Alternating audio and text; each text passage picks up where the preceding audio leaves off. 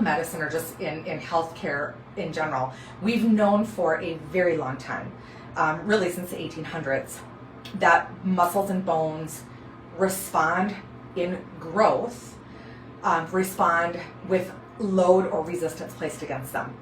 So the more of a compressive force, or the more resistance there is against those tissues, is how muscles get stronger and how bones get stronger.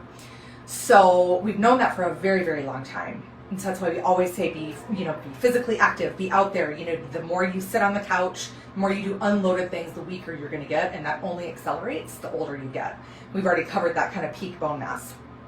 So it really wasn't until about 2012 that a group of researchers set out to discover, okay, if we know that muscles and bones respond to loads placed upon them, exactly what does that mean? How much is that? Because if all it takes is walking, or all it takes is going for a light jog, or all it takes is lifting some 5-pound weights or doing some yoga, why are we having people getting weaker and weaker as they're getting older, and now to the point of being diagnosed with osteopenia, osteoporosis, bone density issues?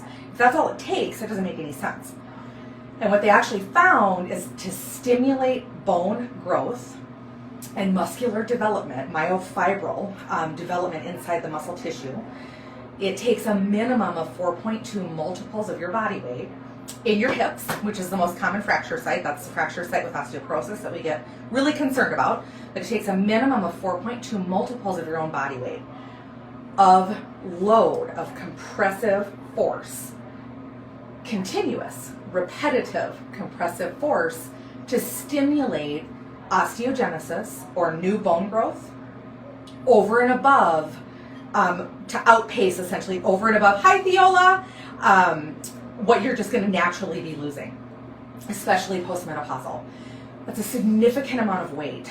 So if you weigh 150 pounds, I mean, we're talking 600-700 pounds of pressure in the hip joints and in the legs of the bones in order to stimulate that osteogenesis over and above. So that's, if you're a member here, on that first machine, that's what we're looking for. That's what we call our growth trigger, is that 4.2 minimum dose response, minimum growth trigger to stimulate that bone growth.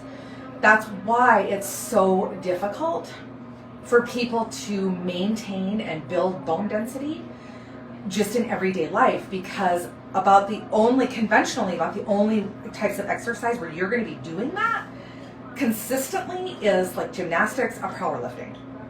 And of course, when you're younger, gymnastics and powerlifting is reasonable, although there's a high rate of injury, and gymnastics especially is really hard on your joints. But of course, as you get older, it starts to become much, much, much more difficult to do those types of exercises. And so that's really where the OsteoStrong system, the Spectrum system, is unique in so many ways. It allows, obviously, if you're a member, you know this, but it allows you to load in every region of the body the amount of multiples of body weight, the amount of force, the amount of force in pounds to be able to stimulate that osteogenesis, that